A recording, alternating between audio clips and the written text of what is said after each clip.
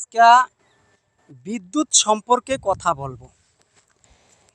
বিদ্যুতের খুঁটি সম্পর্কে এবং বিদ্যুৎ সম্পর্কে কথা বলবো। আপনারা কথাটা মনোযোগ দিয়ে শুনেন এবং ভিডিওটা স্কিপ করবেন না। তো চলুন কথাটা শুনুন। আমরা যখন আমাদের বাড়ির ভিতরে আমরা যখন বিদ্যুৎ আনি, তখন সরকারি দলিল অনুযায়ী লেখা আছে আপনি বিদ্যুতের খাম্বা সরকারি রাস্তার সাইডে দিয়ে আনতে পারবেন। পাবলিকের জায়গা জমিনের ভিতরে দিয়ে বিদ্যুতের খাম্বা আনতে পারবেন না।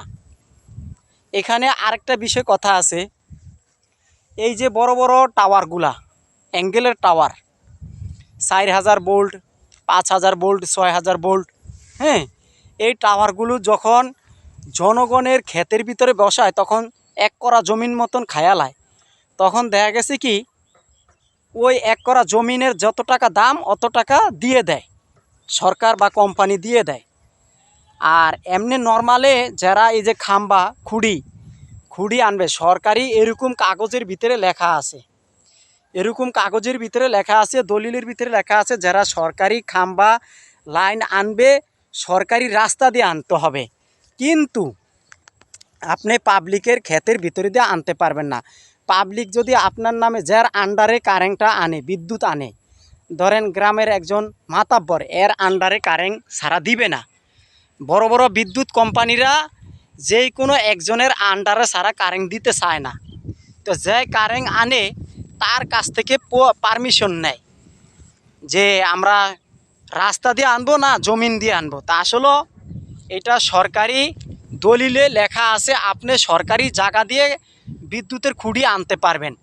এবং কি, যদি জনগণের জায়গার উপরে খুঁটি ফালায় তাহলে জনগণেরকে টাকা দিতে হবে। তাহলে ভাই শুনেন, বিদ্যুৎ অফিসের লোকদেরকে বলতে আসি, আপনারা আমাদের জায়গার ভিতরে বিদ্যুতের খুঁটি বসিয়া টাকা আমাদেরকে দেন না।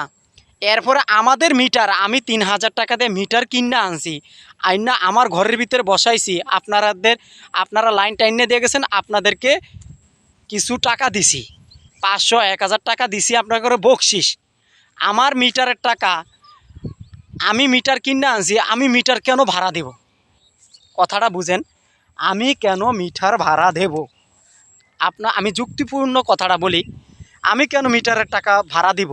আমার জায়গার ভিতরে মিটার বসাইছেন, আমি টাকা দিছি, আমি মিটার কিনে আনছি, তা আমার মিটার ভাড়া আমি কেন দিব?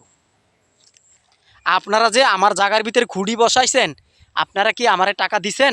দেন নাই। এরপরে কথাটা বুঝেন, আমার ঘরে একটা ফ্রিজ, একটা বাতি, একটা ফ্যান, মাসে আমার বিল আইয়ে 320 টাকা। এই যে জুন জুলাইতে 320 টাকা করে বিল আইছে।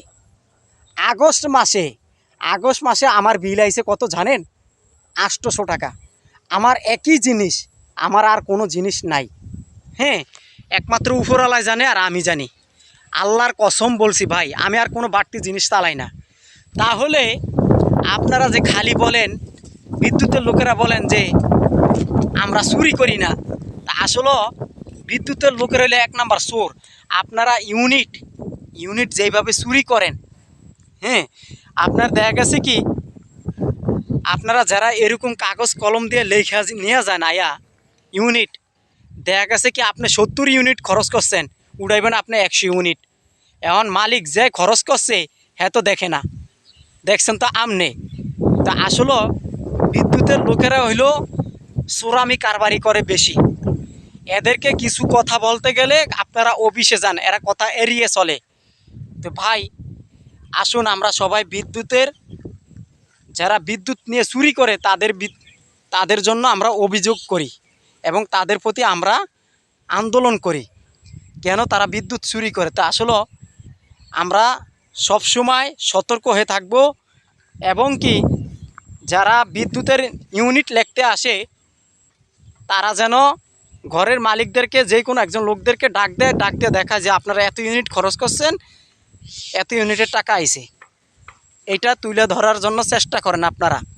আপনারা সবাই একত্র হন, বিদ্যুতের লোকদেরকে প্রতিবাদ করেন, বিদ্যুতের লোকদেরকে প্রতিবাদ করে বহিষ্কার করতে হবে।